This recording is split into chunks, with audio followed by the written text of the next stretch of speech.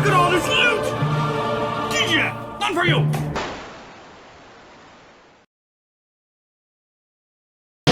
Welcome back, I'm Captain Xavier, and I am a shameless fan of getting free stuff, especially free stuff in my colors. What we have here is, of course, the Scamp by Manzan Designs.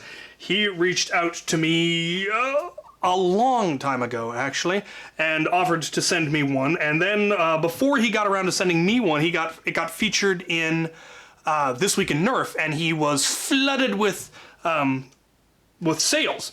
And so he couldn't spare the print time to make one for me for free, which was extremely fair in my opinion. But he did eventually get it to me, and as you can see, it is absolutely gorgeous. The color balance is absolutely perfect. Gobs of orange, no risk there. And this thing, for those of you that aren't familiar with it, is an absolute beast, as you will see in the FPS readings in a little bit. For how large it is, it's absolutely insane how powerful this thing is. For reference, I mean, the plunger tube goes from here to here and has K25 in it, and then it has a full, I mean, the brass barrel is about that long. It's basically a Talon claw that's been folded over and turned into a pistol. The engineering involved in this is absolutely nuts. Now, it does take the angled Talon mags, which he sent me a 10-round one, and I had luckily already ordered 3 of the larger ones, and I will probably see if it's not too late to get more. But it makes for an incredibly comfortable grip. Having it be angled and still have the blaster in the grip. It doesn't feel nearly as huge as a lot of other pistols that have the magazine in the grip do. It doesn't have a mag release, it is just friction fit. That's one of the ways he's able to keep it smaller, I imagine. Even with K25, it is a mean prime. The one thing I would kind of like to have seen, would be a T-pole. I think that would make for a much easier prime given how heavy the prime is on this thing. Either that or I might switch it to a lighter spring. We'll see, because the numbers right now are kind of at a point that I don't have anywhere I can use this other than plinking on my range. It's hitting way higher than any game that I play at would ever allow, but I do plan to run games that do allow for higher caps, and so I'm glad I'm going to have some loner blasters that are hitting 200 plus, because there will be a use for that here at my place eventually. Just not yet. But the overall design aesthetically is just gorgeous. It's got Picatinny rail on the top, doesn't have anything back here, and I assume that's for, again, making it so that you can easily prime it. There really would be no point in having rail or anything back on this section. I probably would have made these go the other way so that they caught better, because as it is, they're kind of, they'll slip. Whereas if you went the other way, it would catch perhaps a little bit better. These are, picky concerns, obviously. The other thing is that it lacks a trigger guard. And I know that's partly because of the way this trigger linkage works. There's not a whole lot of places for you to mount one, though I'm tempted to try to make one using just sheet metal that, screws into this finger hook here, because as far as I know, there's nothing inside there. And then having it come down and then hook into those two, I could probably create a finger guard just using sheet metal easily enough, just so that you could holster it, because right now, if you holster it, you run the risk of it firing. Oddly, this thing has slam fire.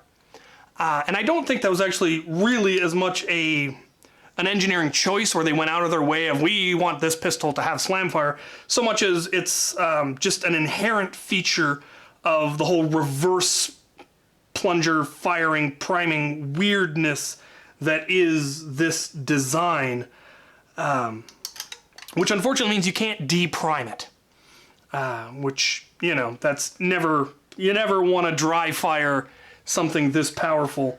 I suppose I could have tried just sealing it. I wonder if I just put my finger here. What? Why are you? A little bit better. Anyway, yeah, it has slam fire, but because of how powerful this thing is, it's not like you can. It fires on the forward stroke, which makes it kind of weird trying to actually slam fire it. Like I said, I don't think it was really a design feature as much as just an inherent part of the design of having the whole folded over thing. It's a beautiful, beautiful piece of work. The grip feels a little like it's missing some stuff back here. I would have liked this to be a little bit more squared off, but then once you put the magazine in it, it kind of fixes that problem. And I'm not sure why they decided to cut it off at this angle instead of that angle, so that it would have a little bit more meat for your hand.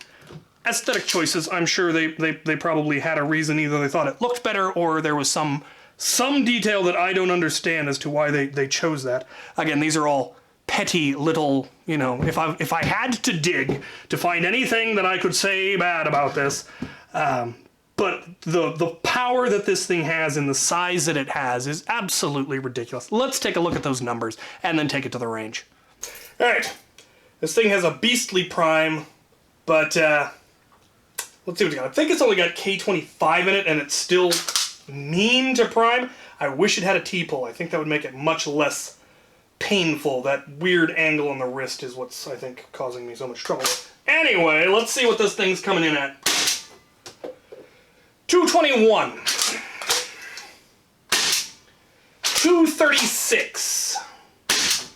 233. It was a deliberate attempt on my life. 229 and 235. Yeah. Let's go to the range, see if I can hit anything with it. Right, now for some plinking. Can I hit anything? This thing hits 225 FPS, but can I hit a target at 25 feet? Yes! Yes, I can. I need to remember the barrel is low and I need to aim high. Can we hit the 50? We can hit the 50. Can we hit the 75? No idea where that went. This thing has no sights of any kind. Oh, it's got the range, but I don't know where it's going. All right, can we hit a spinner? No. Spinner? Yes! We just hit it centered so it didn't spin. Whew. This thing is a beastly prime. Right, now supposedly this has slam fire, so... But I'm also apparently out of ammunition. On the dart, now we can possibly properly test slam fires. I got the trigger pulled, pushing it forward, and it fires. And it is completely impossible to aim when you do that. Neat. All right, back to the table. Let's talk about this thing. It's so clicky. Yeah, so that's nuts. Wouldn't you agree? I agree completely. Yes. So this thing, yeah, hitting 220 plus FPS on most shots, and fairly accurate, is impressive. Obviously, like I said, it's got more power than I have any great use for.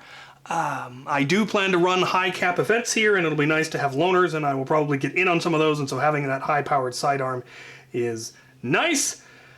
But again, the overall design and the engineering that went into this is absolutely magnificent, and I cannot state that enough. And I love how clicky the trigger is.